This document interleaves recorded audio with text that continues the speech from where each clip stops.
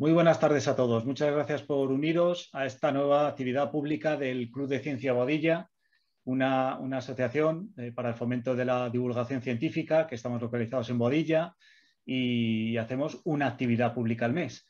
Además de, por supuesto, pues otras actividades para socios como cursos, seminarios y distintos talleres y actividades y visitas que pronto recuperaremos, que tenemos unas ganas locas de volver a las actividades presenciales, ¿no? y visitar sitios. La charla de hoy es una charla, estoy seguro que será magnífica, se llama Beber con todos los sentidos y con moderación, y la va a impartir Maite Villalba. Maite es doctora en Ciencias Químicas, catedrática de Bioquímica y Biología Molecular, y vicedecana de Investigación y Relaciones Internacionales en la Facultad de Ciencias Químicas de la Complutense. Está centrada su investigación en el área de la alergia y en este ámbito pues, ha participado y liderado distintos proyectos de investigación en ámbitos nacional y europeo, público y privado, incluidos también 3 centros y universidades estadounidenses. Ha dirigido más de 20 tesis doctorales, más de 5.000 horas de clase impartidas y ha publicado más de 180 artículos de investigación.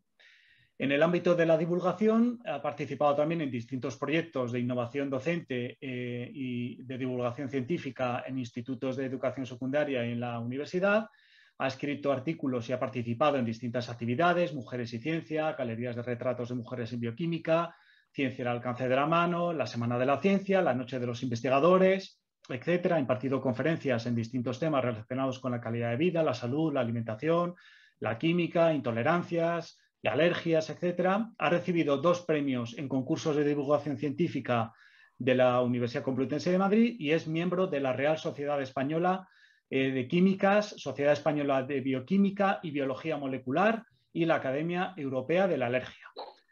Y pues nada más y nada menos que tenemos a Maite para darnos esta charla hoy. Mil gracias, es un honor tenerte una vez más para el Club de Ciencia Boadilla y los mandos son tuyos. Cuando quieras, adelante. Muchas gracias. Muchas gracias, Roberto, de verdad. Bueno, espero que me oigáis bien y voy a tratar de dar esta clase sin veros, con lo cual para mí esto es terrible porque yo quiero siempre dar la clase viendo las caras, ¿no? Pero bueno, esta vez no ha podido ser. La charla que yo voy a dar está dedicada a explicar cómo utilizamos los sentidos a la hora de comer y beber. En vino vamos a hablar en este caso, porque el degustar un vino reúne muchos aspectos que nuestros sentidos deben tener en cuenta para hacerlo de forma completa. El vino es un alimento muy complejo, dadas las especiales circunstancias que tiene desde su elaboración, desde su origen en el nacimiento de las viñas hasta el producto final en la botella. Y por tanto, pues hay una cantidad de sensaciones, tanto olfativas, gustativas, visuales e incluso táctiles, que surgen a la hora de identificar y enumerar las cualidades de un vino, pero también hay muchas emociones y recuerdos que acuden a la memoria y que se combinan con estas señales, estas señales sensoriales. Desde luego no tengo que convencer a nadie de los presentes la importancia que tiene la comida en nuestra vida. Al principio fue una supervivencia, pero cada vez se ha convertido en un acto social en el que el placer y el arte están estrechamente ligados. Y desde luego no hay nada más que pensar en lo que cuesta ir a comer, por ejemplo, al Bulli de Ferran Adrià, cuando se podía comer allí, por supuesto. Entonces, cuando degustamos una comida, nuestro cerebro reúne todas las sensaciones a través de los sentidos y nosotros podemos decir, a ver, un momento, bueno, pues cuando vemos un alimento podemos decir qué color tiene, que lo vemos con la vista, qué textura, con el tacto, qué aroma, con el olfato, qué sabor. Realmente cuando nosotros estamos haciendo la cata de un vino, lo primero que hacemos es mirarlo. Y al mirarlo lo que vemos es el color que tiene, la transparencia, si tiene burbujas, si no las tiene. Luego pasamos a nariz. ¿Qué pasa con la nariz? Pues que hay sustancias volátiles, el olfato lo que hace es detectar sustancias volátiles que llegan a la pituitaria y de alguna manera olemos esas moléculas. Pero luego pasamos a la boca. Y en la boca no solamente utilizamos el gusto, sino que además el gusto se combina con el olfato también, porque no solamente gustamos las moléculas, digamos, los sabores, sino también los olores a través de esa sensación en boca. Por lo tanto, bueno, pues lo que tenemos que decir es que los sentidos tienen o utilizamos una serie de señales que se detectan a través de los sentidos, con lo cual podemos llevar a cabo la cata de un vino o podemos degustar los alimentos. En ese sentido, bueno, pues en realidad tenemos señales físicas, escalas de frecuencias para el oído, escalas de colores para la vista, señales químicas, miles de olores, unos pocos sabores, y todos ellos se transmiten a través de neuronas, llegan al sistema nervioso central y nos da una impresión que tiene que ver con esa calidad que tiene el vino. Todo eso es lo que llamamos una percepción organoléptica. Las propiedades organolépticas las podemos definir perfectamente como aquellas características físicas o químicas que podemos percibir a través de los sentidos, como son eso, la textura, el color, el olor, el sabor, el tacto, el oído y la temperatura. ¿Dónde y cómo detectamos? Vamos a empezar hablando pues, de la vista. ¿Dónde y cómo detectamos los colores y las formas? Bien, siempre en el cerebro, fundamentalmente a través de neuronas. En el caso de la vista, la zona está en la parte, en el occipital. Ahí tenemos el área visual, que es diferente del área donde se detecta el gusto y el olfato, es diferente también del área donde detectamos los sonidos.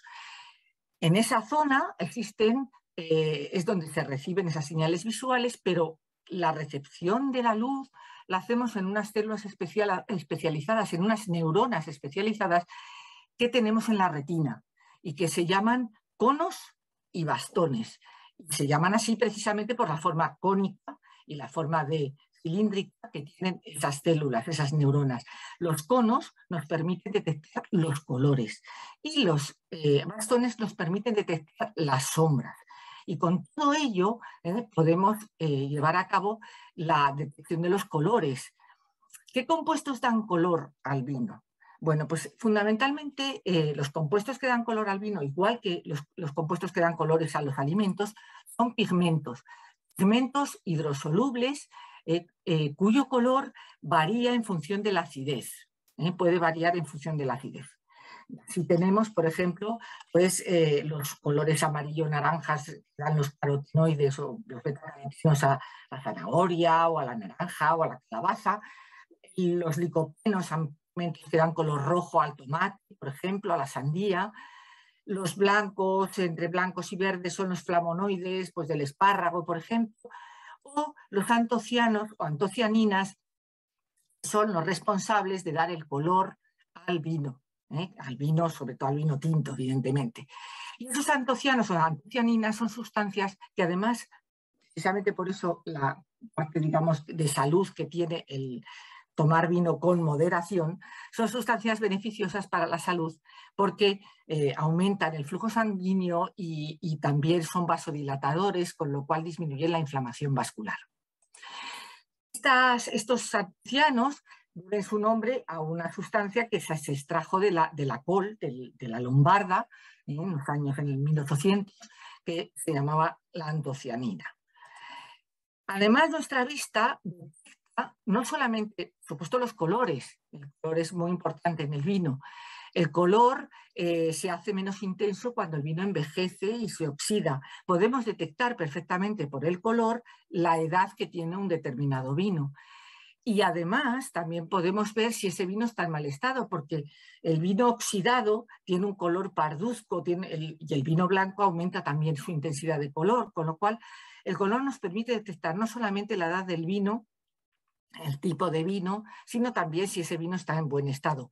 Aquí, por ejemplo, podemos ver una paleta variadísima de colores que pueden tener distintos tipos de vinos. Además, la vista nos permite detectar otro aspecto importantísimo en el vino, que es la turbidez. La turbidez de un vino es algo malo, porque nos da idea de que puede estar contaminado, por ejemplo, con bacterias o con levaduras del proceso de fermentación que sufre en la propia barrica, o también puede dar lugar puede indicar que ese vino está oxidado, con lo cual eso también lo detectamos con la vista.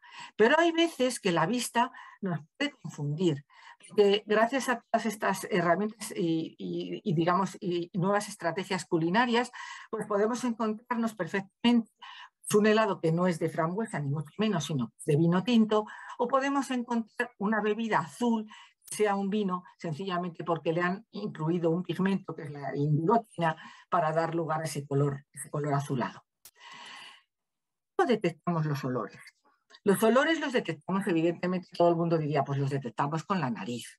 Efectivamente, hay una parte muy importante de los olores que se detectan por la nariz. Es lo que conocemos como el olfato ortonasal. Pero también detectamos muchos olores a través del olfato retronasal. Y ese olfato, cuando nosotros olemos un vino, lo primero que tenemos es unas moléculas que rápidamente entran, son solubles en el aire y entonces entran a través de la nariz a la pituitaria. Pero, sin embargo, cuando nosotros cogemos un buche de vino, que eso lo hacen mucho los sommeliers, se lo meten en la boca, lo mueven, aumenta la temperatura y eso hace que también se desprendan sustancias, que es lo que conocemos como el olfato retronasal. Además del gusto, nos permite en boca detectar o catar un determinado vino. Pero ¿cómo detectamos los olores? Bueno, pues los olores los detectamos evidentemente a través de un mecanismo en el que participan unas neuronas especializadas también que tenemos en la superficie de la nariz, digamos, muy accesibles en la nariz y en la zona zona del paladar, al final de la boca. Estos olores tienen que interaccionar con lo que llamamos unos receptores que hay en las neuronas, en esas neuronas olfativas.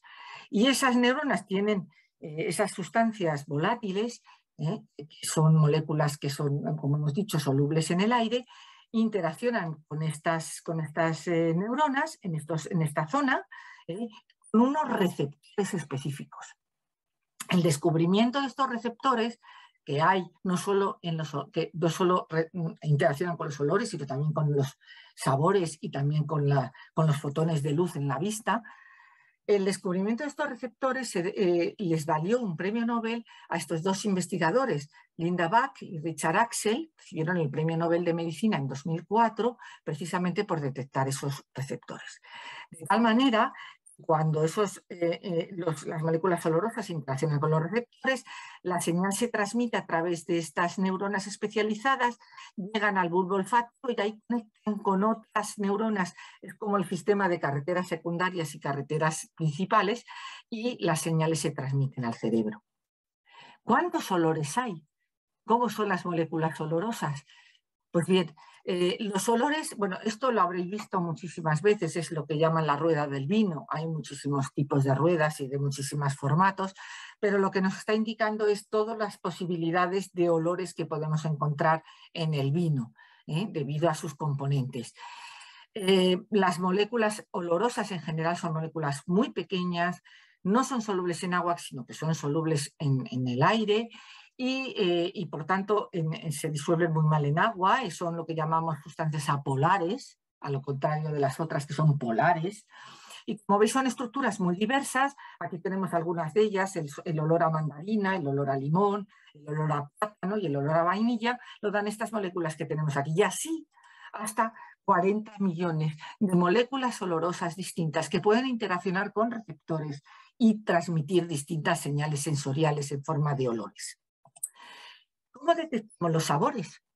Pues los sabores también los detectamos con unas neuronas específicas que esta vez tenemos en la lengua y que tenemos en el paladar. En el caso de los sabores, las sustancias son completamente distintas a las olorosas porque son moléculas que se pueden disolver bien en agua, en este caso en la saliva. Sustancias que se disuelven en la saliva y que interaccionan con esas neuronas que están en unas zonas que se denominan botones gustativos que hay en la superficie de la lengua. Esos botones gustativos son unas estructuras en forma de cebollas, y esas cebollas están compuestas por una serie de neuronas, que son estas capas que vemos aquí, las señales interaccionan con ellos que tienen en la superficie de la lengua y conectan, como he dicho anteriormente, con otras neuronas hasta llegar al sistema nervioso central. Es muy importante decir que las zonas del sistema nervioso central del cerebro que están relacionadas o que reciben las señales del gusto y del olfato están estrechamente, solapan entre sí. Es decir, si yo me tapo la nariz y me meto en la boca un trozo de patata y un trozo de manzana, no noto en absoluto la diferencia, no puedo detectar cuál es la diferencia entre ellos. ¿Por qué? Porque el gusto y el olfato están relacionados cerebralmente. Las neuronas del gusto y del olfato son superponibles en la zona donde donde se reciben esas señales, cosa que no ocurre, por ejemplo, con la vista y el olfato. Yo puedo taparme los ojos y perfectamente sigo oliendo. Puedo taparme la nariz y puedo ver perfectamente y puedo recibir esas señales visuales. Bien, por lo tanto, el gusto y el olfato realmente los podemos combinar y es lo que realmente conocemos como sabores. La mezcla de las señales gustativas y de las señales olfativas nos dan los sabores. Aquí tenéis, por ejemplo, bueno, he puesto un ejemplo de un montón de vinos y la procedencia que tienen. Está puesto, pues tenemos muchos españoles como la Garnacha, el Tempranillo, el Verdejo, pero también tenemos franceses, italianos, alemanes, etcétera, tanto de uva blanca como de uva tinta o roja.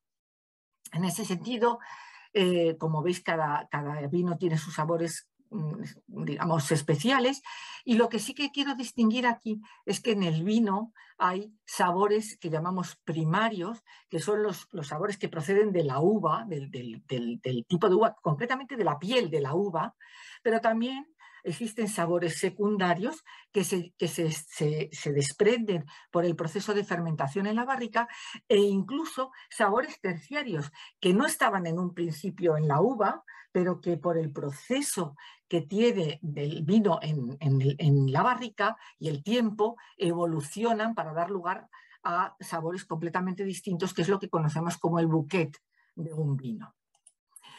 Existe además un componente genético muy importante en todos los sentidos, pero fundamentalmente en el gusto. Cuando nosotros a un niño, por ejemplo, le damos un brócoli que tiene un sabor amargo al principio, como tiene la cafeína o como tiene el ácido cítrico, por ejemplo, del limón, le damos un brócoli, generalmente no lo quiere. ¿Por qué? Porque genéticamente son sabores aversivos. Hay una película que se llama Del revés, Inside Out, que es muy curioso porque la versión americana, a la niña que tiene que ir experimentando, digamos, el despertar del asco, del amor, de la tristeza, etcétera, etcétera, precisamente para detectar o para despertar el asco hacia la comida, le ponen un plato de brócoli y pone una cara de asco espantosa. Sin embargo, la versión japonesa de esa película, de Inside Out, cambiaron completamente el contenido de ese plato porque a los japoneses genéticamente están acostumbrados a tomar brócoli desde el principio, desde que son muy pequeños, y les encanta. Y entonces lo que hicieron fue poner un pimiento, que no les gusta nada, para cambiar ese sketch de la película, ese fotograma, poner esa comida, que es una comida que es muy desagradable para los japoneses. O sea que existe un componente genético, pero también existe un componente cultural que afecta a todos los sentidos, pero especialmente a la vista. Claro, aquí el ejemplo es evidente. Si yo veo esto, me da un asco tremendo, y al fin y al cabo es lo mismo que comerse una quisquilla. Al fin y al cabo estamos hablando de artrópodos. Y de hecho la alimentación de insectos pues es probablemente la alimentación del futuro. Pero evidentemente hay un componente cultural que a nosotros nos hace rechazar esa comida, mientras que a lo mejor que hay otros países en los que están acostumbrados a comer este tipo de insectos. Bien, el oído también interviene. La percepción del oído es muy importante. No es lo mismo un torrezno que está crujiente a un torrezno que está ya medio correoso, ¿no? Evidentemente eso es importante y en el vino también lo es. Fijaos que, bueno, pues ahí ya, como hemos dicho, la comida es un arte y los buenos restaurantes ya hacen lo que sea para que el arte o la combinación de los sentidos haga que la comida sea mucho más apetitosa. Hay un restaurante en Londres que se llama el Fat Duck, el gato obeso, que da una comida a base de algas y de pescados, como veis ahí en este plato, y que ponen una caracola con un iPod dentro y unos auriculares y un sonido del mar para que la comida quede, bueno, pues guste mucho más. Con lo cual, evidentemente, el oído también es muy importante a la hora de degustar tanto un vino como la comida en general.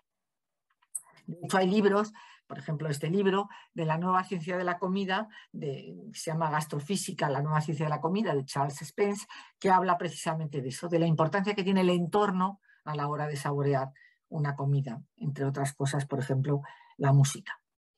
Bien. Lo que llegamos a esto es que la percepción de un vino depende de tantas cosas, pero no solamente de sustancias, sino también los receptores sensoriales, bueno, pues reciben esas señales, pero también reconstruyen psicológicamente para cada individuo en nuestro cerebro, pues el vino nos recuerda, nos hace tener, despertar emociones en nosotros. Desde luego el vino ha sido importante para muchos investigadores. Y pongo un ejemplo siempre porque Louis Pasteur, que no le conocemos precisamente por los estudios sobre el vino, pero revolucionó la forma de hacer vino. Digamos, la fermentación pues, se debe a él. Y realmente tiene un libro sobre un estudio sobre el vino muy interesante de hace, bueno, pues en 1866 y realmente bueno, pues tiene cosas pues muy curiosas dentro de él. Bien. Yo ahora voy a hablar un poquito, voy a hacer un poco de fisiología y bioquímica de los sentidos, pero no voy a tampoco a molestar demasiado ni a tratar de aburriros demasiado, pero sí que quiero un poco hablar de esto, ¿no? Bien, hemos dicho que la comida, la bebida, al principio fue supervivencia, pero casi ahora ya pues podemos hablar casi de placer. Y efectivamente, el oído, tanto la vista, perdón, el olfato y el gusto se suman para detectar, bueno, pues no solamente sobrevivir comiendo los nutrientes que necesitamos, el placer, pero sobre todo es importante la combinación de estos sentidos para detectar sustancias tóxicas. Realmente ahí la importancia más grande la tiene el gusto. El gusto, cuando nosotros metemos una comida en la boca, hay un momento que dura un segundo o menos incluso, en la que estamos a punto de o escupirlo si nos sabe mal o tragárnoslo si es una comida apetitosa. Y eso es una señal de supervivencia porque el gusto es un centinela en nuestro sistema digestivo para decir, bueno, esto me lo puedo comer, esto me lo puedo beber porque está bueno o no puedo porque está malo. Porque muchas bacterias y muchos parásitos desprenden sustancias que detectamos con los sentidos, con el olfato y con el gusto, generalmente son amargas, y cuando detectamos eso, o ácidas, notamos eso en un alimento, decimos esto está en mal estado y voy a escupirlo porque seguro que no está bueno. Es más, hay determinados alimentos que tienen, y el vino también, tiene sustancias tóxicas. Por ejemplo, la solanina, que es un alcaloide, tiene la patata y el pimiento. Cuando no está bien cocinados, cuando está bien cocinado está degradado y no hay esta sustancia tóxica presente, pero si no está bien cocinado, tenemos niveles importantes de esa sustancia de la solanina que es tóxica. O, por ejemplo, un vino en mal estado puede producir histamina y esa histamina, no sé si, bueno, creo que ya os lo he comentado ya alguna vez, pero la histamina es lo que nos originan los picores, los síntomas de la alergia. Por tanto, un vino en mal estado puede provocarnos una urticaria importante, por ejemplo, o un problema digestivo importante. Pero también nos sirve nuestro gusto para captar o para comer nutrientes importantes. Y nutrientes, no voy a entrar mucho en detalle, hidratos de carbono, los que engordan más, proteínas y grasas. Y desde luego no podemos tampoco olvidar o dejar de lado el componente hedónico que tiene el comer desde que somos muy pequeños, desde que somos muy pequeños. Entonces, esos tres componentes pues, son importantes, sobre todo en el gusto. Y hablando de gusto, pues bueno, vamos a hablar un poco de cuántos sabores. Hemos dicho que olores hay 40 millones, no vamos a ponernos a describirlos, pero sí vamos a hablar de los sabores. ¿Cuántos sabores primarios hay realmente? Bueno, pues hasta hace poco me diríais que 5, si todo el mundo conoce el quinto, pero yo ahora voy a decir que hay 6 sabores distintos primarios. 4 atractivos y 2 que rechazamos, que vamos a llamar aversivos, porque generalmente son para sustancias tóxicas o sustancias desagradables. ¿Cuáles son? Fundamentalmente el dulce, que lo conocemos, es el que, pues el pan y los dulces, vamos, se engordan, en resumidas cuentas. Tenemos el salado, que cuando nos tomamos o no abusamos es un sabor también atractivo, agradable. Tenemos el umami, es un sabor que ahora vamos a hablar de él y que es un poco el que detecta los niveles proteicos, las proteínas que consumimos en el alimento. Pero también tenemos el sabor graso. Hasta hace poco el sabor graso pues era una sensación sensorial casi de tacto en la boca. Cuando uno tomaba una cucharada de aceite nota como un sabor untuoso, como un aspecto untuoso en la boca, pero realmente se han encontrado receptores también para el sabor graso. Por lo tanto, lo podemos incluir en esos 4 sabores atractivos. Y hay 2, como digo, que son aversivos, que son el amargo, porque hay muchas sustancias tóxicas amargas, y el ácido, que tiene, por ejemplo, pues, el limón, por ejemplo, o el ácido málico, etcétera. Pero realmente ahí hay otro componente activo muy importante, porque realmente nos acostumbramos con la edad a tomar un cafetito y aceptamos perfectamente la cafeína, que es muy amarga, y lo aceptamos también pues, el ácido cítrico del limón con el paso del tiempo. O sea que evidentemente hay un proceso adaptativo importante. Y además hay otros sabores. Hay sabores como el picante, el metálico, el carbonatado, el astringente, el kokumi, etcétera. Sabores que todavía no están considerados o no están dentro de la paleta de sabores que conocemos hasta ahora, pero que realmente poco a poco encontrarán sus receptores y podremos incluirlos en esta paleta. ¿Qué es el sabor umami? Bueno, el sabor umami es un sabor que no es de hace poco, es de 1908, cuando lo detectó, lo identificó Kikunae Ikeda en un alga, el alga kombu. Umami en japonés significa delicioso sabor. Y a esa alga era muy rica en ese sabor umami. El sabor umami es en realidad el sabor a un aminoácido, a proteínas, al glutamato sódico, y el que es un componente de las proteínas. Por tanto, es un sensor de proteínas el sabor umami. Y este señor se hizo rico porque fundó una empresa que se llama Ajinomoto, que es una empresa muy potente en Japón, precisamente pues digamos comercializando el sabor umami en forma de pues caldo de pollo, los cubitos de pollo, los cubitos de caldo que hay, eso ni más ni menos es un concentrado del sabor umami. El sabor umami que por supuesto no está solo en el alga, lo tenemos bastante abundante en el queso curado, en el jamón serrano, es decir, en todos los alimentos del área mediterránea. Y desde luego el vino también tiene sabor umami, mucho más en el vino tinto y mucho más en aquellos que están de crianza, pero tienen también una parte, un componente, el sabor umami entre los componentes que tiene el vino. Bien, donde efectivamente cuando nosotros comemos, hemos dicho que los sabores interaccionan en la lengua, donde tenemos las papilas. Y aquí, bueno, pues lo pongo siempre porque uno cuando se mira la lengua, pues a lo mejor no ha observado esto, pero cuando uno se mira la lengua en el espejo, lo que ve es que tiene unas papilas en la punta de la lengua que son como botoncitos, se llaman papilas fujiformes, hay muchas, tenemos alrededor de unas 300, unas en los laterales como si fueran granulitas que se llaman foliadas, y unas caliciformes y al fondo, casi en el paladar, se llama, que esto tiene forma de cáliz y por eso reciben este nombre. En estas papilas están precisamente las cebollas que hablábamos antes, es decir, los botones gustativos, pues en una cantidad, pues, digamos, en las fungiformes hay uno por cada una de las papilas, pero en las caliciformes puede haber cientos de ellas.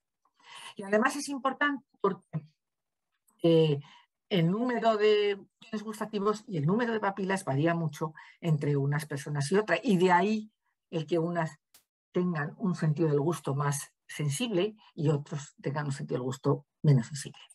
Bien, estas estructuras, que tenemos ahí una micrografía electrónica de esa estructura, de esa cebolla, pues, digamos que las moléculas del gusto interaccionan con esos brillos que salen de las cebollas en la superficie de la lengua. Las velocidades están cubiertas de receptores. Entonces, con esos receptores interaccionan las moléculas. Estas interacciones lo que hacen es transmitir la señal al interior de estas neuronas. Aquí en el extremo desembocan con los nervios, el vago, el facial que tenemos en la parte digamos, inferior de la cara, y todo eso lleva al sistema nervioso central para recibir las señales del gusto. Pero hay otro aspecto importante, el tacto. El tacto no es solamente tocar la comida, el tacto también lo tenemos en la boca. En la boca, nosotros tenemos la boca no la tenemos tan áspera como los gatos porque no tenemos tantas, pero nuestra superficie de la lengua es un poco rugosa y tiene fundamentalmente unas papilas que se llaman papilas filiformes, que cubren la superficie de la lengua y que nosotros, si tenemos un gato, lo hemos visto porque los gatos tienen la lengua muy áspera y es porque tienen muchas papilas de este tipo, se puede ver aquí muy bien. Esas papilas no tienen receptores, no tienen neuronas, pero lo que detectan es la textura y la temperatura. Y además son importantísimas porque son las responsables de detectar la astringencia de un vino. La astringencia del vino, esa sensación de sequedad, de aspereza que tiene un vino, es lo que conocemos como astringencia y es debida a unas sustancias que se llaman taninos, que están no solamente en la uva, en las pepitas, en el ollejo, sino también pueden desprenderse incluso de la madera de la barrica. Y esos taninos lo que hacen es precipitar con unas proteínas que tenemos en la superficie de la lengua que actúan como lubricantes de la boca, y entonces al interaccionar con ellas precipitan, se forman unos complejos entre los taninos y las proteínas, precipitan y nos dejan la boca totalmente sin revestimiento, sin lubricación. Por eso notamos esa sensación de sequedad, de una sensación muy extraña, que cuando los taninos hay de muchos tipos y cuando el tanino, digamos, está en una cantidad pues no adecuada, pues puede dar lugar a esa aspereza del vino que decimos muchas veces: este vino no me sabe bien, y es por eso. Mucho más en el tinto, por supuesto, que en el blanco. La temperatura también influye. Desde luego está claro que cuando uno se toma un vino muy frío, vino atemperado, nota diferencias. Evidentemente se desprenden mejor las sustancias volátiles, podemos detectar mejor el gusto, con el gusto y con el olfato. Pero además influye mucho la temperatura porque existen unos canales al lado de estas neuronas que lo que hacen es amplificar las señales. Y por eso detectamos mejor un vino caliente, aunque bueno, esto solo lo tomamos cuando nos vamos a esquiar o nos vamos a la montaña, nos detectamos mejor su sabor que un vino frío. Desde luego, por eso es tan importante la temperatura a la hora de tomar un vino. Otro de los aspectos importantes es que la comida y la bebida crean adicción. Crean adicción, es lógico que crean adicción, necesitamos comer, luego por tanto queremos volver a comer. Cuando hemos hecho ya la digestión, queremos volver a comer. Y queremos volver a comer porque llegar al sistema nervioso central, la zona donde se activan estas neuronas que proceden de los sentidos, producen la liberación de dopamina. La dopamina es un neurotransmisor que interacciona con determinadas zonas del cerebro y lo que hacen es, digamos, crear placer, es lo que se llama el circuito del placer y la recompensa. Esto hace que tengamos necesidad de comer y sobre todo eso ocurre con determinados sabores, como el sabor dulce especialmente. Se ha hecho estudios con ratas y se ha visto que el sabor dulce es incluso más adictivo que la propia cocaína. que la propia droga en muchos aspectos, y eso lo sabemos perfectamente. Bien, otro de los aspectos es la sensibilidad, si educamos la sensibilidad a los olores y sabores. Hay una cosa muy clara, y es que uno nace con un número de papilas y un número de botones gustativos. Pero evidentemente, y eso hace que las personas que tienen esa cantidad, una cantidad mayor, es lo que llamamos supergustadores, en inglés se llaman super tasters, porque son aquellos que detectan con una sensibilidad mayor los sabores. Los grandes sommeliers están entre esos supergustadores, tienen más papilas y más botones. Y hay gente que realmente tiene la pérdida del gusto, que se llama ageusia, y la pérdida del olfato, que se llama anosmia, y desde luego en los tiempos que corren lo tenemos muy claro, porque con lo del virus hemos tenido pérdida del gusto y del olfato, que en muchos casos puede ser totalmente reversible, como ha ocurrido en el caso, digamos, del virus, del coronavirus. Bien, otro aspecto es lo del mapa lingual, es que cuando uno le gusta lo del vino y es muy cocinillas, muchas veces tiene libros de cocina y de vinos, y bueno, pues la pregunta es, ¿existe un mapa lingual? Siempre se ha dicho que sí, que los sabores se detectan de forma diferente en las distintas zonas de la lengua. El amargo al fondo, el dulce en la punta, el salado un poco repartido. Bueno, este es el mapa lingual de 1901, esa es la teoría que había en 1901, fijaos que no está el umami. En toda la superficie de la lengua se ha comprobado que se detectan todos los sabores, aunque con una sensibilidad relativa, pero tenemos receptores y neuronas que detectan todos los sabores en todas las zonas de la lengua. Bien, o sea que el mapa lingual no existe. Otro de los aspectos importantísimos es, hemos dicho que las células de los sentidos son neuronas. No voy a entrar mucho en detalle, hay distintos tipos, los sabores están distribuidos en distintos tipos de neuronas, pero eso nos interesa, esto es un botón gustativo, pero lo que es muy importante es que estamos en el ejemplo de otra neurona que puede regenerarse, cosa que no es lo normal. Lo normal es que, digamos, cada vez hay más ejemplos, pero el ejemplo de este es neuronas que se regeneran. Evidentemente, cuando uno se quema la lengua, ahí han caído unas cuantas neuronas, se han bloqueado unas cuantas neuronas. Cuando uno inhala algo que sea muy agresivo, también pierde neuronas. Pero está claro que estas neuronas que están tan accesibles se pueden regenerar cuando se dañan. Y eso es muy importante para volver a recuperar el sentido del olfato y el sentido del gusto.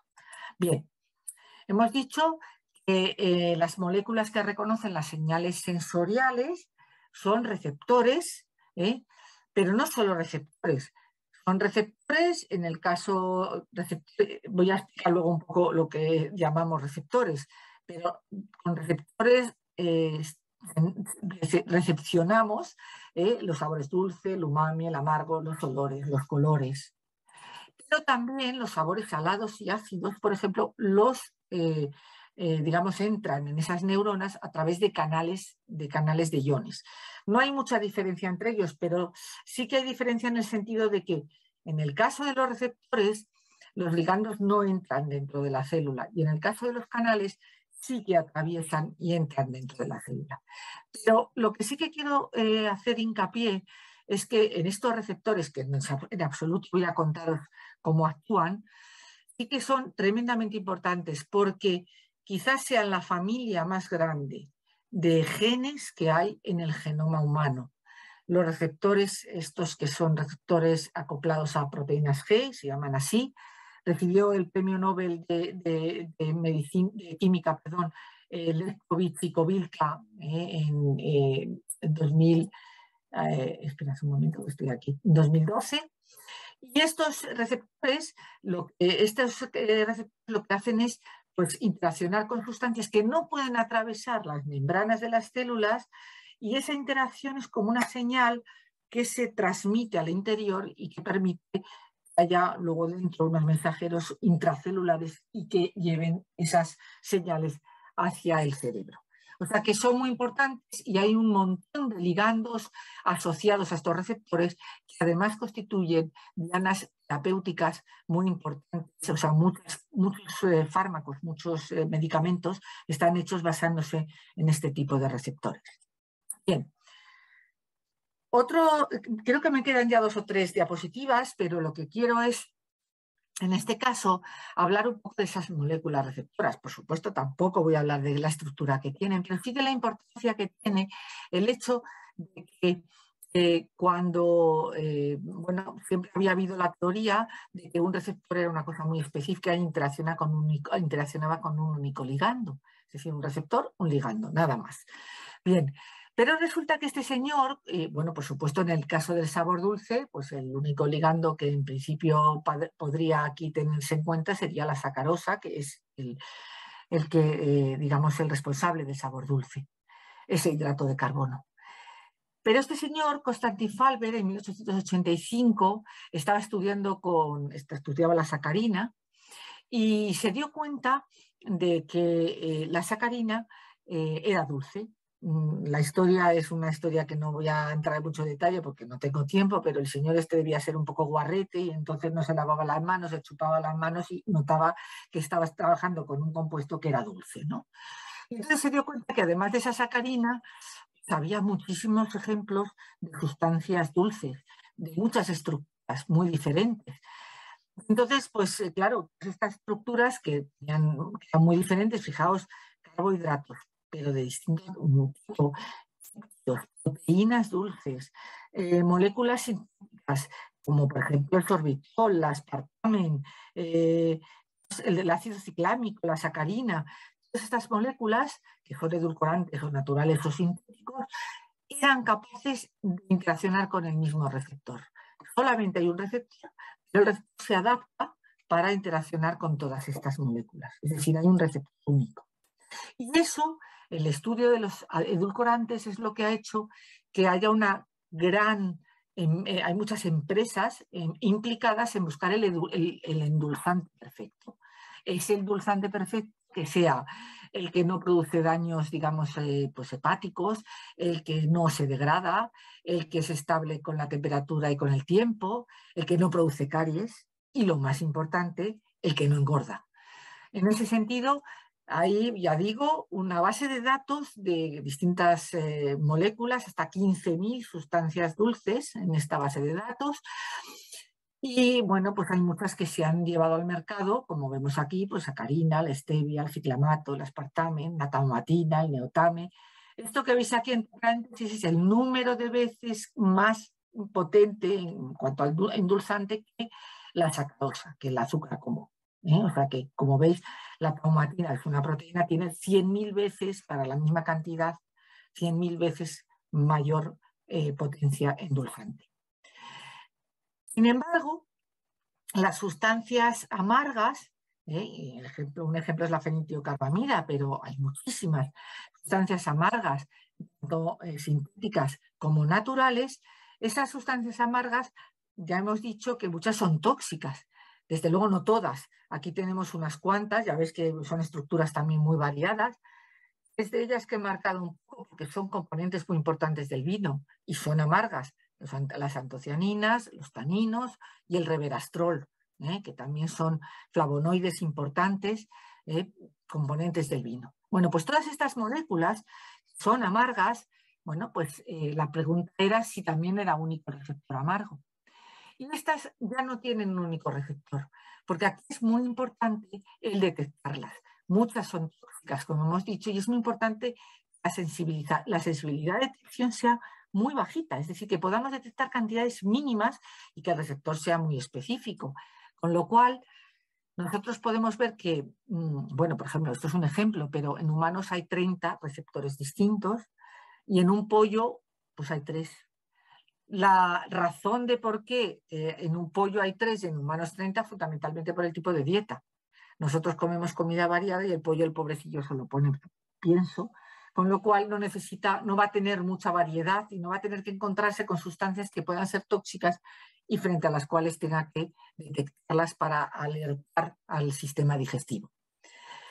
Los receptores amargos en cantidades muy pequeñas, muy pequeñitas, precisamente por lo que tenemos, por lo que hemos dicho, por lo peligrosas que pueden ser las sustancias tóxicas, pero desde luego cada vez el umbral puede ir subiendo cuando nos acostumbramos a tomar pues, cafeína, por ejemplo, o nos acostumbramos a tomar brócoli porque tiene una sustancia que es la goitrina, que es fundamental para mantener nuestro tiroides en condiciones. O, por ejemplo, los antioxidantes que tiene el vino, el resveratrol, la procianidina, que es un tanino, o el polifenol, la catequina, que es un polifenol. Es decir, también es importante esas sustancias porque muchos fármacos y muchas sustancias beneficiosas son sustancias amargas también. Bien. Creo que esta es la penúltima, o creo que más o menos, pero sí que quiero dedicar un poquito a esto porque la genética y la evolución es muy importante del gusto y del olfato, depende de la dieta y de los hábitos alimenticios, como hemos intuido en lo que llevamos de charla. Esto es así, si no lo necesitas por tu dieta, lo pierdes. Casi todos los genes, por ejemplo, imaginaos los peces abisales, todos los genes que son responsables de la visión los tienen totalmente mutados, alterados y totalmente no funcionales, porque no los necesitan. Eso nos ocurre también con el gusto y ocurre también con el olfato. Es decir, la variabilidad y el número de receptores depende de la alimentación. Entonces, los humanos tenemos todos los sentidos activos, con lo cual todos nuestros receptores están en marcha porque comemos de todo. Y eso es muy importante, comer de todo. Los gatos y otros felinos, por ejemplo, han perdido el sentido del dulce y no tienen receptores para el sabor dulce. El dulce les da igual, o sea, les gustan pues, las comidas, las otras comidas, las saladas, incluso las amargas, pero no el dulce. El umami, por ejemplo, los felinos toman muchas proteínas. Los osos panda comen bambú, o sea que el umami les da igual porque nunca van a tomar proteínas, o sea que realmente el sabor umami pues lo tienen total, los genes de los receptores umami los tienen perdidos. Los peces no detectan ni el umami ni el amargo. ¿Por qué? Pues los peces, me vais a decir, los peces toman proteína porque se comen peces, ¿no? Pero se los tragan realmente, o sea que no necesitan detectarlos con sus señales gustativas que tienen, con sus receptores gustativos de la boca. Y luego los roedores, por ejemplo, pues perciben el sabor dulce, pero no detectan los edulcorantes para nada, no tienen ningún tipo de sensación hacia un edulcorante como puede ser la sacarina. O sea que la genética y evolución del gusto, como digo, depende de la dieta y de los hábitos alimenticios. Como he dicho anteriormente, pues hay también sabores ácidos y salados. El sabor ácido, pues es eso que vemos allí, es decir, unos hidrógenos ahí cargados que son los protones, eso nos da cuanto más mayor acidez. El sabor salado, cuanto más cloruroso, más sodios, más sabor salado. Hemos dicho que un exceso de sal pasa de tener un sabor agradable a un sabor aversivo, cuando la concentración es muy alta. Un exceso de acidez también puede causar, aparte de que sea aversivo, puede causar dolor, demasiado ácido, y eso normalmente lo solemos mitigar salivando. Ya cuando uno se toma un limón o un zumo de limón muy fuerte, nota que segrega más saliva, sencillamente porque está diluyendo ese sabor ácido. Y aquí tenemos los ácidos del vino. Los ácidos del vino de la uva pues son los típicos, el tartárico, el málico, el cítrico, pero luego se van produciendo otros ácidos por la fermentación en barrica, que son, por ejemplo, el ácido láctico. Bien, ya esta es la última, no me resisto a ponerla. Al fin y al cabo, el vino y la calidad de vida ha dado lugar a estudios diversos, de los cuales uno se puede creer o no creer, pero hay una curva que se llama la forma J del vino, en el cual se han hecho estudios de consumos, de tal manera que casi los abstemios están aquí en el punto cero. Si consumimos un poquito de vino es muy beneficioso para la salud y tenemos un riesgo reducido de enfermedades cardiovasculares, y luego según va subiendo y empezamos a consumir más, pues ya entramos en zona de peligro, y sobre todo cuando el consumo ya es muy digamos, frecuente en el día. Y eso es porque tenemos estas sustancias que se has encontrado como potentes antibacterianos, antiinflamatorios, antialérgicos, antitumorales, etcétera, etcétera, y que por lo tanto tienen el vino, sobre todo el vino tinto, y que eso es lo que hace que el vino, pues con moderación, sea tan digamos, interesante y tan agradable de consumir. Por lo tanto, yo ya dejo de hablar y, bueno, si tenéis alguna pregunta y todavía estáis aquí, pues como estoy abierta a cualquier pregunta que me hagáis. Muchísimas gracias, Maite. Una fantástica ponencia y de una forma muy, muy didáctica. A mí me ha encantado. Y también. Yo tengo dos preguntitas y puedo empezar el primero. Una, el sabor umami he leído que se relaciona con la comida basura por los aditivos que están relacionados con este sabor y que se le echan. ¿Eso es cierto? Eso es verdad, porque desde luego, bueno, la comida basura, vamos a decirlo así, la comida que es sabrosa, vamos a llamarlo así, pues tiene mucha cantidad de glutamato sódico, lógicamente, el sabor umami potencia el sabor y para potenciar el sabor se añade y por tanto tiene mucho umami. Y desde luego, y mucha grasa, que también el sabor graso dentro de poco será como el sabor umami, es decir, también será típico de la comida basura. Pero realmente sí, o sea, digamos que el glutamato sódico tiene una parte importante a la hora de añadirlo y muchas veces, bueno, todo el mundo que añade un cubo de caldo de carne, por ejemplo, ya no tiene que echar sal y eso es porque es glutamato sódico, o sea, estamos añadiendo un aspecto de proteína o de riqueza, enriqueciendo en proteína y enriqueciendo en sales, con lo cual, bueno, pues eso es lo que hace que sea más sabrosa la comida, evidentemente. Gracias. Y mi segunda pregunta también es muy rápida, pues he leído en relación precisamente con esta gráfica que está ahora mismo puesta, en relación con el consumo, el bajo consumo de algún par de copas, pues algunos, no sé muy bien si son expertos o no expertos en el tema, algunos divulgadores dicen que no. Con fuertes críticas a esto, porque ellos dicen que desde que es una sustancia alcohólica es tóxica desde la primera molécula que ingieres. Por tanto, critican mucho este tipo de gráficas. ¿Qué opinas tú al respecto? Bueno, yo, por supuesto, no estoy de acuerdo.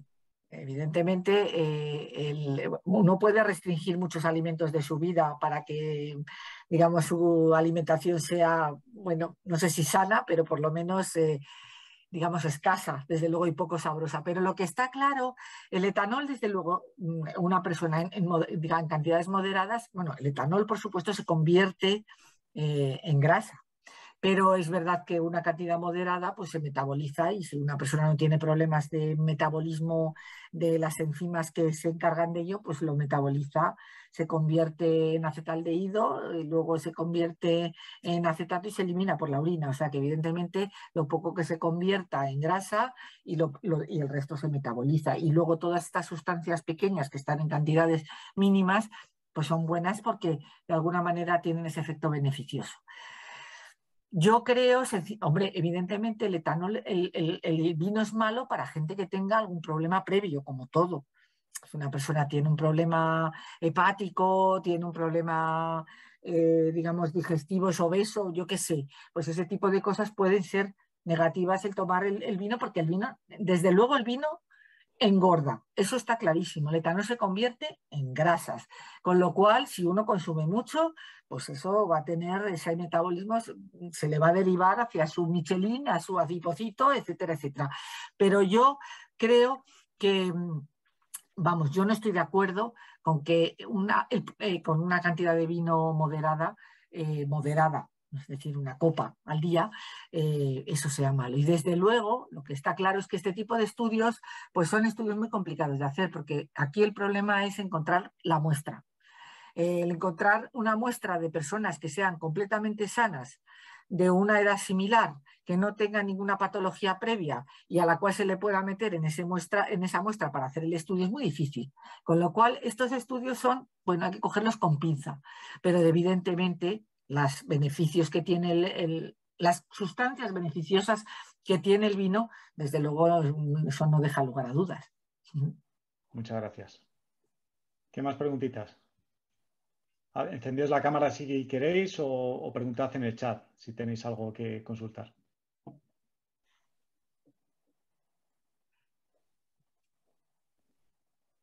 Pues si no se anima nadie, yo tengo también un par de preguntitas para Maite. La primera va, bueno, es una pregunta y una anécdota. La primera, que es la pregunta, va con respecto a la información que has dado de que las neuronas que actúan como receptores del olfato y del gusto se regeneran. Y mira, hay una pregunta ahora en el chat de Belén. Bueno, se regeneran. Y yo te quería preguntar si hay, como otras células, precisamente hace poco yo estuve hablando con mi madre, que es evidentemente mayor, digo que es evidentemente mayor porque yo ya soy mayor. Sí, claro. Entonces, y hablando con ella me comentaba que con los años, ella notaba que con los años iba perdiendo gusto y olfato. Y lo acabo de relacionar con lo que tú has dicho. Probablemente hay un problema de regeneración con la edad. Claramente. Eso está claro.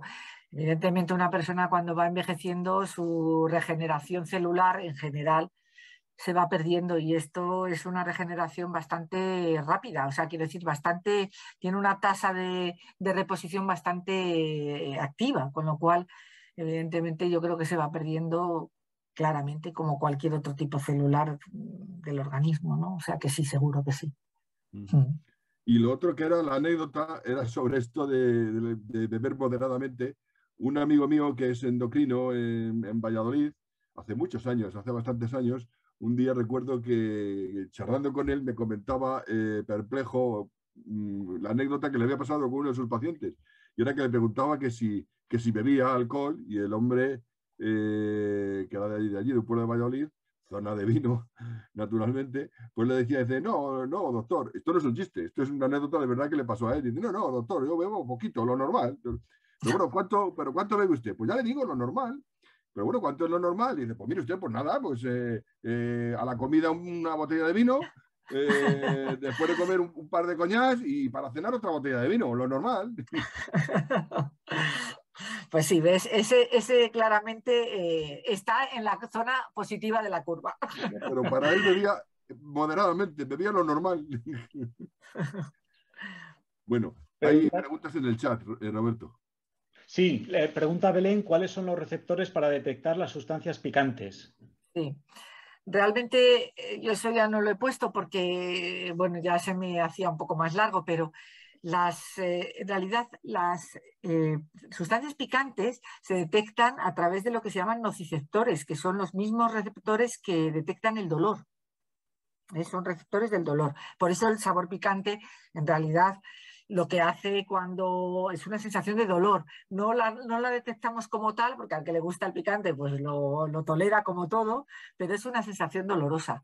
Y es más, es tan dolorosa que a veces bloquea completamente el sabor de cualquier otro sabor.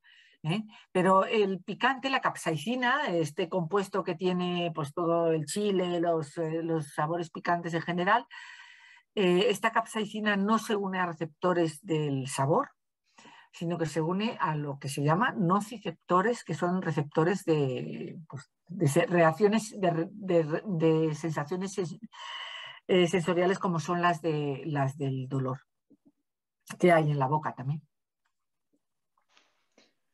Muy bien. Y José Manuel pregunta, el olfato creo que se educa. ¿En el caso del gusto sucede lo mismo? Igual, exactamente igual. Como es una cuestión de interacción con un receptor, pues evidentemente si uno lo acostumbra o digamos suele pues tomar un determinado alimento, bueno, pues los cambios en esas interacciones provocan cambios digamos, en la sensibilidad con que detecta determinado. Es lo mismo, bueno, no es el picante, pero digamos que todos los sabores, todas las comidas muy sabrosas, pues uno acaba precisamente casi al principio, a lo mejor una persona que no está acostumbrada a tomar sal nota algo muy salado, y según va pasando el tiempo y va echando sal a la comida, pues al final acaba desensibilizándose de una cierta manera, o sea, alterando su interacción con el receptor, evidentemente.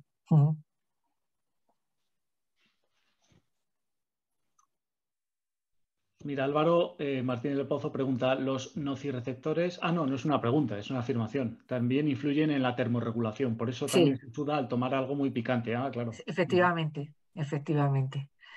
Sí. Por eso el sabor picante hace que tengamos mucho calor y que sudemos, porque efectivamente también son los que controlan temperatura. Vale. ¿Querías decir algo, Álvaro? Si quieres, verbal o... Sí, verbal. Que claro, Maite no se ha atrevido a criticar el vino, lógicamente.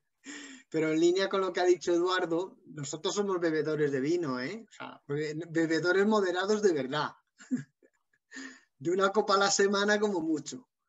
Pero somos bebedores de vino y nos gusta el vino. Pero yo quiero recalcar, porque algunos creen que beber lo normal es lo que dice Eduardo. No, no lo digo yo, lo decía el señor. Era anécdota, Álvaro, era anécdota. Yo bebo una Lo que copa. has contado, ya sé que tú no lo dices, la anécdota. Pero hay gente que dice eso, es verdad. Que el etanol es uno de los mayores carcinógenos que consumimos. Eso hay que tenerlo presente. Tanto más que el tabaco. Lo que pasa es que yo creo que por la cultura humana estamos más acostumbrados a convivir con el alcohol y es más fácil beber moderadamente que fumar moderadamente. Pero el etanol en gran cantidad sí es peligroso, ¿eh? Bastante peligroso. Sí, claro. Solo digo pues si alguno ahora va a ponerse ciego a gin tonics cuando cerramos. No, estamos hablando de vino. Las sustancias, digamos, pues todos los alcoholes estos procesados y demás, no tienen estos polifenoles, o sea que no. Y de hecho, los polifenoles estos, los taninos y todo eso son mucho más del vino tinto que del vino blanco. El vino blanco tiene más azúcares, engorda más y tiene menos sustancias de este tipo. Sí, sí. Pero yo no digo eso, ¿eh? Yo no paso de una copita de vino al día y como mucho uno o dos gin tonics muy cortitos y al mes. Bueno, eso está bien. Eso sí, me declaro completamente sadomasoquista del picante. Bueno. Después de lo que has dicho del dolor, yo debo ser sadomasoquista. El problema del picante es que llega un momento que se bloquean los receptores del gusto y se pierde la sensación o sea, se va perdiendo sensibilidad en el sabor de determinadas comidas. Supongo que también dependerá de la cantidad, ¿no, Maite? Claro. Por ejemplo, yo soy bastante aficionado a echar unas gotitas de tabasco a casi todo. Pero unas gotitas, o sea, estoy hablando de unas gotitas. Sí. Estamos hablando de moderación en todo, en la comida y en la bebida. A mí todo me sabe, no pierdo el gusto de las cosas y me sabe más, bueno, me sabe mejor con unas gotitas de tabasco. Hombre, depende de la comida también, claro. Hola, yo quería decir, bueno, ante todo, José, enhorabuena. Espérate que voy a poner la cámara. Que has dicho que te gusta ver a la gente. Sí, me gusta, sí. Bueno, yo quería comentar porque a mí también me gusta el wasabi, me gusta el vino, me gusta la cerveza. Y hay gente que tiene paladar para la cerveza y distinguir un montón de tipos de cerveza y de aceite también y de un montón de cosas. Bueno, bien. El picante, el tabasco se siente en la lengua y el wasabi se siente en la nariz y es instantáneo y luego desaparece. ¿Por qué? Porque tiene sustancias. Vamos a ver, el picante, la capsaicina, es una molécula que se disuelve en la saliva, ¿vale? Entonces, en principio es un componente que va a interaccionar con receptores que hay en la boca, ¿no? Wasabi tiene bastante sustancia, creo, o sea, me estoy lanzando, pero vamos. El wasabi tiene, cuando nosotros tomamos el wasabi, hay muchas sustancias que se desprenden, hay olores, o sea, tiene bastantes señales olfativas y de hecho yo creo que el wasabi tiene más señales olfativas casi que lo que luego se siente en boca. Y es sencillamente por eso. La diferencia que hay entre los olores y los sabores es tremenda, porque los olores son sustancias totalmente volátiles. Tienen que ser volátiles porque tienen que entrar por el aire que respiramos o por el aire que entra por la zona retronasal. Y sin embargo, las señales gustativas tienen que disolverse en la saliva. Entonces, claramente son moléculas completamente distintas. Entonces, por eso, la capsaicina se disuelven en saliva. El wasabi tiene sustancias que se desprenden y se sienten con los receptores olfativos. Y luego hay otra pregunta. Bueno, dicen que las imágenes, o sea, los recuerdos auditivos permanecen determinado tiempo en la memoria y los olfativos también. Entonces, lo digo porque, o sea, cuando uno recuerda el olor de sus padres, por ejemplo, cuesta muchísimo trabajo, igual que el sonido de la voz, a menos que escuches una grabación, ¿no? Y a mí me ha pasado, pues, alguna compañera de trabajo que llevaba el perfume de mi madre y cuando ha pasado digo, madre mía, o sea, entonces, ¿cuánto tiempo permanece en la memoria los olores? Y no te voy a preguntar los sonidos, pero bueno, los olores. El olor de las personas queridas, el olor de la casa de tus padres, el olor de los olores de cuando eras niño. Yo creo que eso no desaparece nunca mientras que tengas olfato y gusto. Yo creo que mientras que tengas ese olfato, sobre todo el olfato, porque el olfato es muy sensible. Es muy sensible y además tiene una capacidad de recibir sustancias, o sea, con mucha variedad de olores, ¿no? Y por eso yo creo que definen mejor a las personas, porque claro, evidentemente el gusto, que son una paleta de 6 sabores, pues no te puede dar mucha idea de mucho recuerdo, pero el olfato tiene mucho poder porque tiene una capacidad de discriminar entre muchas moléculas muy distintas y eso define muy bien a las personas, o sea, las personas, los paisajes, los lugares, o sea, todo eso tiene unos olores que son, yo creo que se percibe siempre que tengas olfato porque se activan siempre las mismas zonas cerebrales y por tanto, pues esos recuerdos no se pierden. Es una señal, es como, digamos, una señal que rápidamente activa la misma zona que activaba cuando tenías 7 años y entonces pues vuelve otra vez a recordarte lo mismo. Y lo mismo también, otra, ¿no? Cuando vas al monte y hueles los olores, o sea, te da sensación de tranquilidad, como de sosiego. O sea, yo no sé si es que lo tienes asociado a los lugares o... Eso te voy a decir, hay un aspecto muy interesante que no, por supuesto no he podido hablar de ello, pero cuando uno huele algo agradable o algo desagradable, el mecanismo por el cual se lleva a cabo la percepción del olor, o sea, la interacción con el receptor y todas las señales que se desencadenan a continuación, es diferente.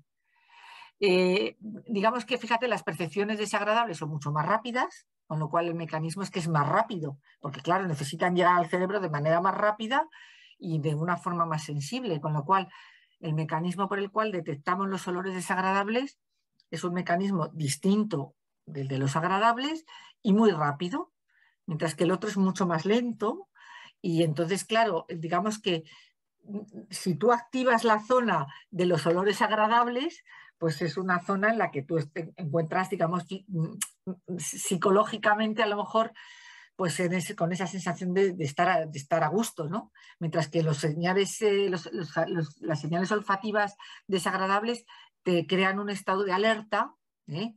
Porque tienes que estar alerta precisamente para rechazarlos. Belén tiene una pregunta. Muchas gracias. Nada. Sí. Te dice, ¿el resveratrol tiene propiedades de antienvejecimiento? El reverastrol, que está en muchas cremas. Sí, es un antioxidante. O sea, yo no sé si tiene propiedades de antienvejecimiento, pero es una molécula antioxidante. Y bueno, todos los antioxidantes pues son efectivamente, se utilizan para comidas, para fármacos y para cosmética, precisamente para evitar el envejecimiento de zonas que están muy expuestas a agresiones ambientales, ¿no? Entonces sí, sí. Yo tengo otra pregunta. En el caso de los animales que tienen un olfato muy desarrollado, léase un perro o un oso, ¿qué es lo que tienen? ¿Más cantidad de receptores o más variedad de receptores por distintos olores o ambas cosas? Yo creo que tipos de receptores no creo que sea esa la razón. La razón del olfato, bueno, esto todo es una cuestión evolutiva. Evidentemente, los animales tienen a lo mejor peor gusto o peor vista y entonces tienen más desarrollados algunos sentidos. Nosotros tenemos más desarrollados la vista que el olfato, por ejemplo, pero los animales en general es al revés. Yo creo que es una cuestión de número. De número de receptores. De número y probablemente también o sea, de intensidad, de fuerza, fortaleza a la hora de interaccionar también, ¿eh? Es decir, que con una menor cantidad de esa sustancia pueda despertar la misma sensación de olor que para nosotros con mucha mayor cantidad de esa sustancia. Gracias. Muy bien. Pues si no hay más preguntas, a la de una, a la de dos, pues lo cerramos aquí. Pues nada, Maite, una gozada. Muchísimas gracias por prepararnos esto, por tu tiempo y por tu magnífica forma de explicárnoslo. Bueno, me alegro que os haya gustado.